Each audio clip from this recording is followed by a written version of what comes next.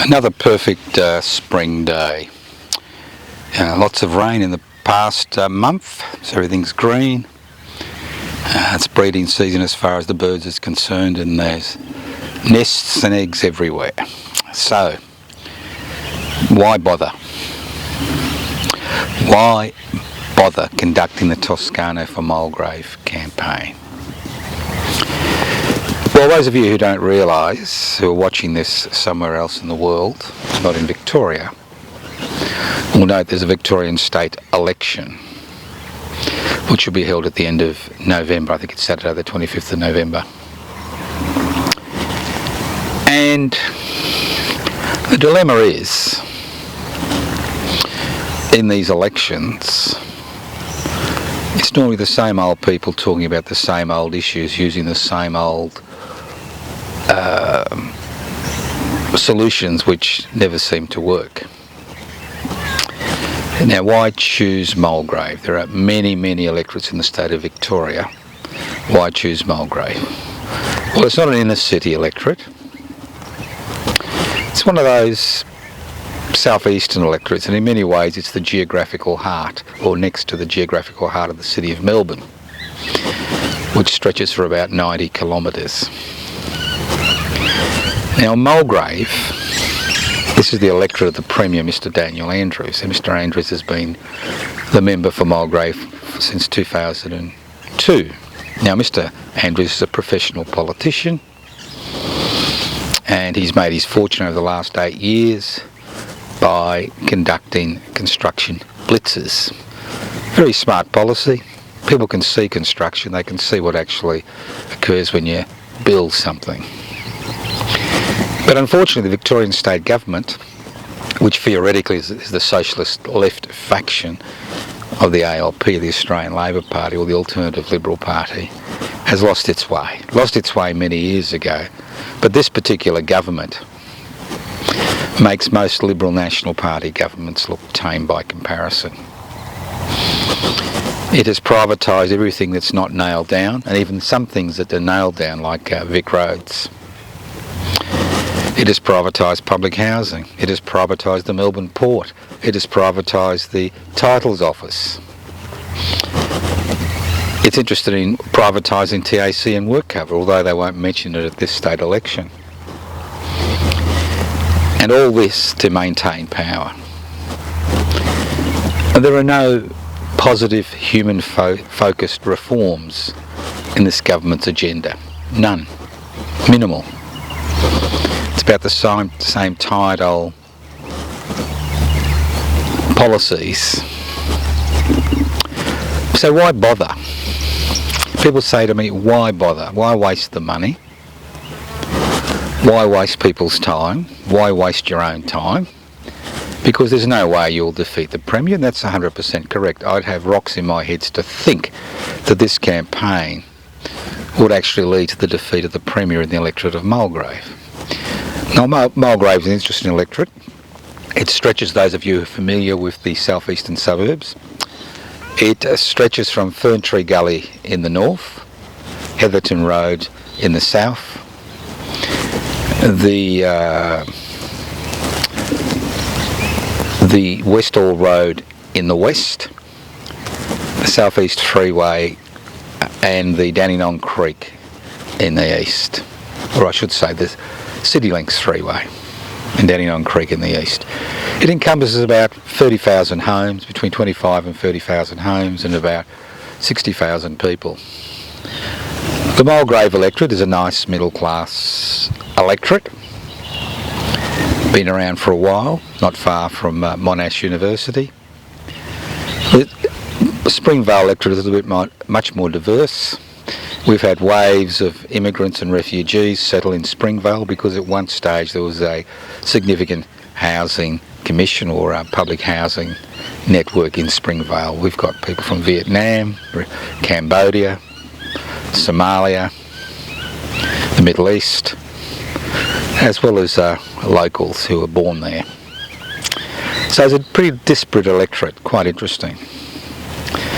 And I assume most people are familiar with Springvale, especially if somebody wants a Chinese or Vietnamese or a Cambodian meal or an afternoon out to the Springvale markets, I mean, that's the place to go. Or have your yum cha. So it's a disparate electorate.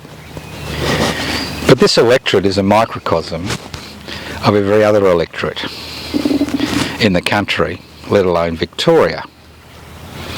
And why do you bother when you can't win?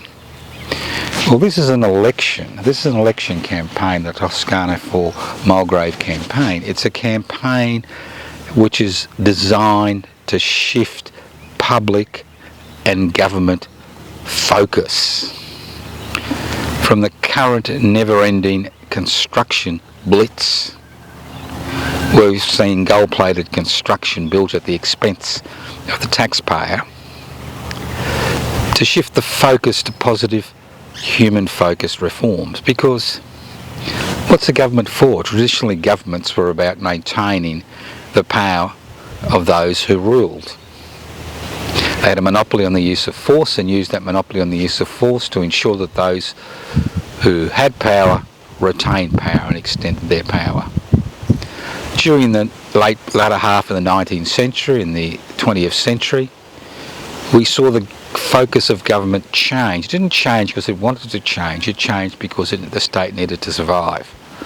And because of increasing agitation and action at a grassroots level, the focus of the government shifted to human-focused reforms.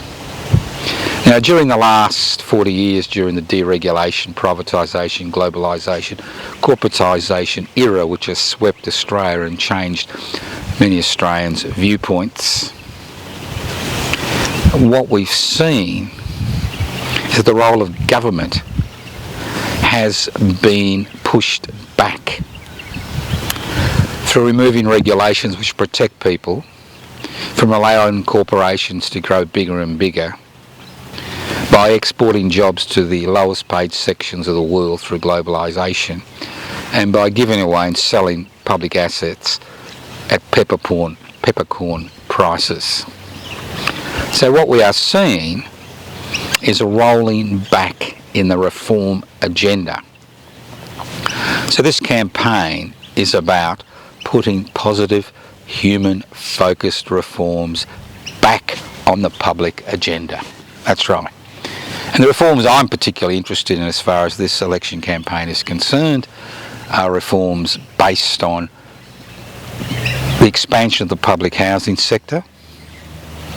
And what I'm recommending is that 50% of money that is raised through stamp duty on house sales, that'll be about $3 billion a year, is quarantined to extend public housing through purchasing programs, spot purchasing programs around the state, and through building of new homes.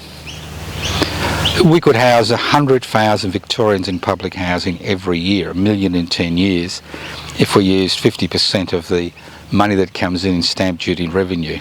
Now, the biggest crisis that most people face today is access to housing. Whether you're paying a mortgage or paying rent, or even try to upkeep a house on a fixed income, some type of social security benefit, the issue of keeping a roof over your head with increasing interest rates has become paramount. And when the states vacate the field of providing housing to the public sector, this is what happens. Public housing should not just be available for people in dire emergencies, but public housing should be available to all Victorians and all Australians who can't afford to enter the private housing market.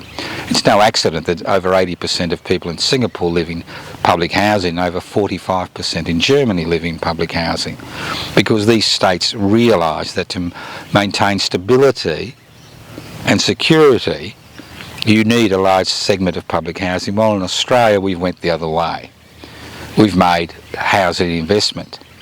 You try to buy a house in Indonesia or Thailand and you'll find there are laws against foreigners buying residential property. In this country it's open slather. No wonder prices have increased by 40-fold in the last 35 years, while wages have increased less than 8-fold.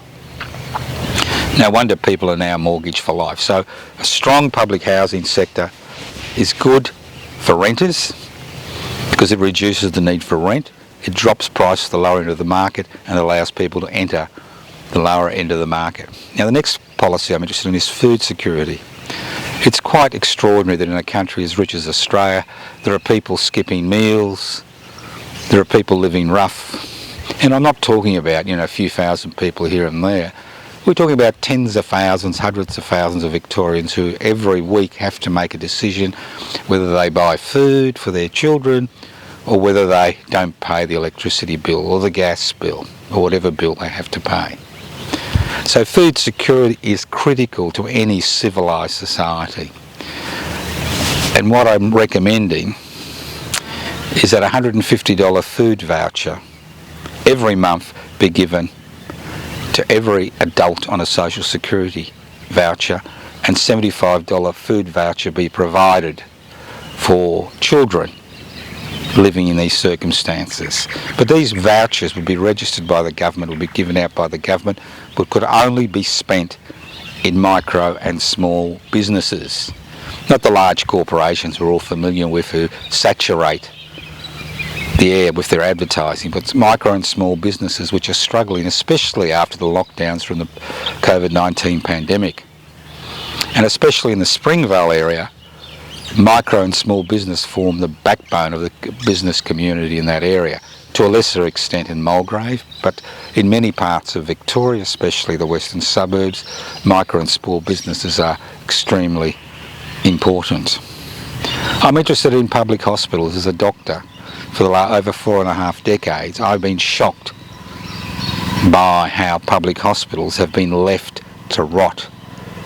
And it's not just about increasing waiting times, it's about inadequate care, it's about waiting for an operation, it's about going on a list for an appointment. For example, if you wish to see an orthopaedic surgeon in Victoria, if you need to see an orthopaedic surgeon in the public health sector, you go on a waiting list to go on the waiting list for an appointment.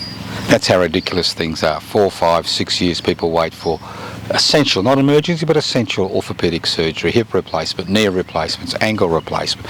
The list goes on and on. I'm interested in the concept of energy security. Now we've seen the rise of green capitalism, private investment for private profit. What I'd like to see is publicly owned local energy production and storage facilities in Mulgrave and Springvale and every other suburban, regional town and rural area. This would provide energy security. You can't rely on the private sector to provide an essential services like energy, and they need to be publicly owned, not public-private partnerships, but publicly owned energy facilities.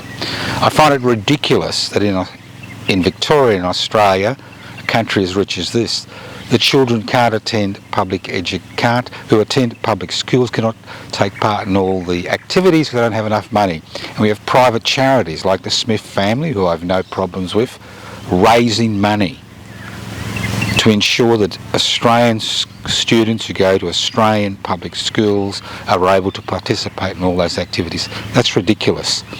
If we can't look after our own children, with 1 million living in poverty and over 200,000 in Victoria living in poverty, what's the point of having a government? Now, how do you fund this? So I want to talk about recreation. Recreation is very important. Many people in this society never have a holiday. And I'm recommending that anybody who earns less than $1,000 per week, that means everybody on a social security benefit and many people on minimum wages, receive a $1,000 voucher.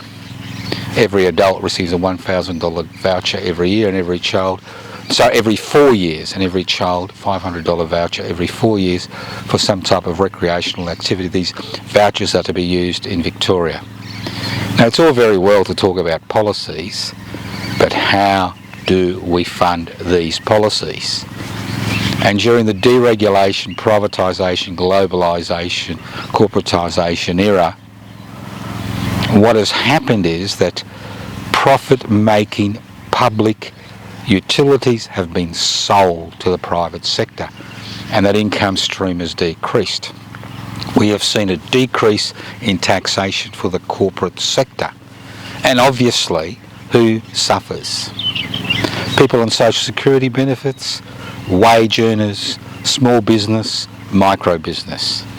They're the people who suffer in these situations. So it's about time those that have made extraordinary profits over the last 40 years cough up some of that money. And they'll only cough it up if we pass legislation at the state level and the federal level to ensure that there is a fair distribution of wealth. In the last 40 years ago, if an investor invested in something and made a profit, 1/3 of that profit would go back to the investor, 2/3 would go back to the workers who created that profit. Today, that equation has been turned on its head. 1/3 goes to the workers who made the profit, and 2/3 goes to the investor. So how do we fund public education, public health, public education, energy security, food security, recreation? Simply a 1% tax on every individual corporation and business that owns more than $5 million of property. That would exclude 96% of Victorians. A 1% tax on any individual corporation or business that pays more than $5 million in rent per year. We find today that many corporations don't own property, they rent because it's a tax deductible item. So if they pay more than $5 million rent per year, 1% tax. And then a 1% tax on all those virtual platforms that have grown up in the last 10 years during the expansion of the gig economy, which basically provides part-time insecure work at minimal wages for people. A 1% tax on these virtual platforms which pay no payroll tax or minimal payroll tax and minimal taxation, to a 1% tax over turnover of more than $5 million per year. These three taxes would raise more than enough, plus the 50% allocation of land sales tax on housing, would cover the cost of these very modest reforms. It is not some radical campaign. This is a positive, human-focused reform campaign, putting forward modest reforms which can be met today with minimal disruption in the community. It's a matter of political will. Now people say, why bother? You're not going to be elected. You may not even be able to change the focus of the election. The tragedy is that in Victoria and Australia today, people are resigned to the fact they can't change things. People have become cynical, and although they have no faith in the political process, they continue to turn out and vote. So the reality is, if a few hundred years ago, if people fought, those first few people who started campaigns against slavery fought, well, what's the point? It'll never change. Nothing will change. Things change. Things can change radically, rapidly. But nothing changes if we're resigned to the fact that change is impossible. Nothing changes if we become so cynical that we refuse to participate in every legal avenue open to us as individuals and as groups to change the dynamic in society, to change government policies, to ensure that the state looks after the interests of its people, not the interests of that small section of society that owns the means of production, distribution, exchange and communication. If you want to help with the Toscano4Mulgrave campaign, I have three requests. One, obviously donations. I'm trying to raise $5,000 just to cover printing costs. That's all, $5,000. Secondly, I need people to letterbox. I need at least 30 people who are willing to letterbox 1,000 homes at the end of October, early November. And then we need people who are willing to stand outside the pre-polling booth in Mulgrave for about 10 days before polling day. And people who are willing to hand out literature at all the polling booths in Mulgrave and Springvale in the Mulgrave electorate on polling day on Saturday. I think it's the 25th of November. So if you can help, go to the Toscano4Mulgrave Facebook page, let me know. If you don't want to go to the Facebook page, give us a call, 0439 395 489, 0439 395 489. Nothing changes unless we utilise every legal available method or mechanism in order to initiate change. When the Gurindji walked off Wave Hill in 1996, it took 6 to 8 years for them to win land rights, but they won land rights because of their tenacity. And it's the same with positive human focused reforms. It's tenacity and the fact that we know, not believe, but we know that it's active participation which changes political processes, policies and the future of the people in this state and this country.